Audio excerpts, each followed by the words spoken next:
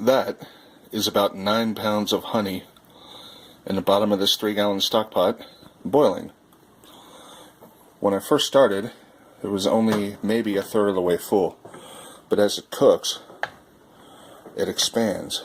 You got to keep stirring it. This will stick. This is messy work. And I just set that timer for 60 minutes. So I'm 4 minutes in.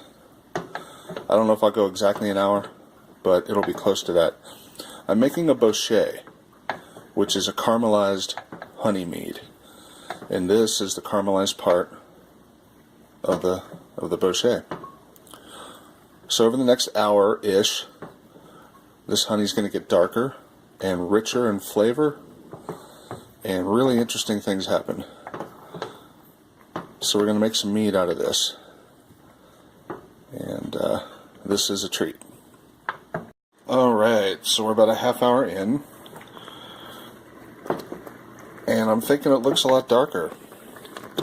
It's such a gradual transition, it's kind of hard to tell a little bit in real time. But I'm sure when I splice this next to the one from when I just started, it will be quite a bit darker. No, it's definitely darker, I can tell. I have the heat reduced a little bit. It's simmering, so it's not as expanded as it was. It was up to like here earlier. So if I were to crank the heat and keep stirring, it would come back up. But this is good. We just want to give it that darkness. And you know what? YouTube doesn't do scent, unfortunately. But the smell here is just amazing. That just rich, caramely scent. I wish there was a way to capture that and share that with you as well. Alright, 46 minutes in now, and it's definitely getting darker still. I'm going to just let this go for the full 60, I think, just because. I'm most likely going to be mixing some of this with some just raw honey as well. Excuse me while I'm scraping the edges here. So, yeah, it'll tend to build up and caramelize if you don't get the edges good. You got to keep it moving. But yeah, we'll probably be mixing this some with the raw honey in the 2 batches that I end up making here tonight. So I want to make this as concentrated and caramelized as possible. So I'm going to let this go for the full hour. Alright, so we're down under a minute. So we're almost at an hour. And, ooh, cool pattern. You can see how dark it got after an hour. So when that counts down in 27 more seconds, I'll turn the heat off. And then you have to let it cool, but at the same time, you can't let it get too cool because it'll harden and it'll become like impenetrable. So I've got this tea here that I made earlier. That's a chaga sumac hibiscus tea.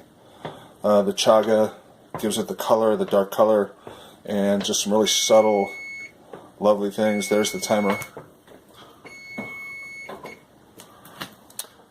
And I'm a little low on sumac at the moment, so I made a tea bag with hibiscus in it as well, and threw that in at the end. So that's the tea ready to go. And I'm going to combine that here with this. Turn the heat off. And there you go. So once again, that's what it looks like after an hour of caramelization for the Bochet. Alright, I got work to do. And that's what the solution looks like. I couldn't shoot it because I needed both of my hands. But one thing that's very, very important when you're doing this is that you pour the liquid into the hot honey very, very slowly, because it fizzes up big time and expands and foams up, kind of like it does when you first heat it. So it's important that you go really slowly and keep it stirring, and then after there's roughly an equal amount of liquid in as what you have honey, then it'll settle out and you can pretty much pour it straight on from that point out. And just, boy, look at that beautiful color. I hope it comes across the video in my poor lighting conditions here with a cheap camera. But yeah, that's going to be beautiful.